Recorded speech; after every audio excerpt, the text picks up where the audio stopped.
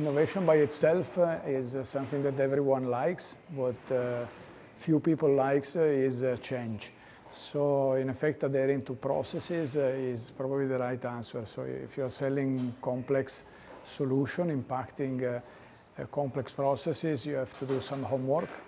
And so first understand the customer processes and then proposing the solution. Very often salespeople tend to do the opposite.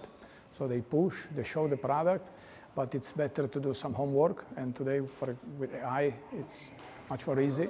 So once you have understood the pain of your customer, then you can show the solution and the medicine. So that's my recommendation.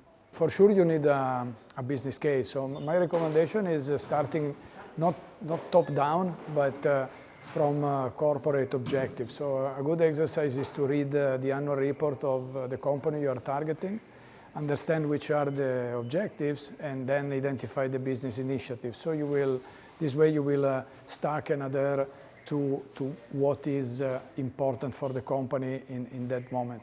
Or you can understand it's not the right time, so you come back in 1 year or 2 maybe.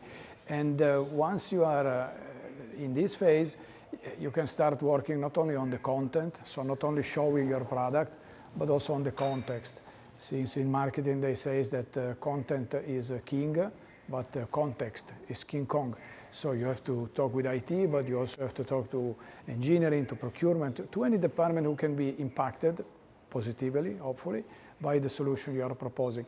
And this will help you in having all the decision process identified and the decision criteria met by your proposal.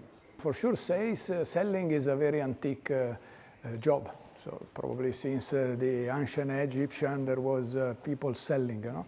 But today with the digital solution, I think that sales can be empowered by technology. And for example, a configurator in a B2B technical sales process can be a perfect partner for a salesperson because the configurator is making what a good salesperson should do, which is questions, questions, and questions.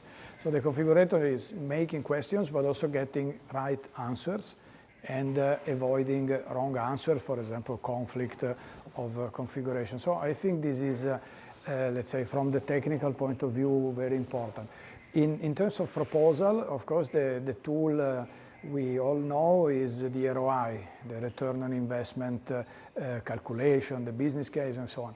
As a salesperson, I recommend if you have a good solution and you have really found good reasons for a company, not only to show the return on investment, but also what I call the cost of doing nothing. So having the company understanding that delaying or procrastinating an investment in innovation can really have an impact negative on their numbers. And this is what I call the cost of doing nothing, sometimes neglected or not considered, but as important as the ROI that we all know, the return on investment.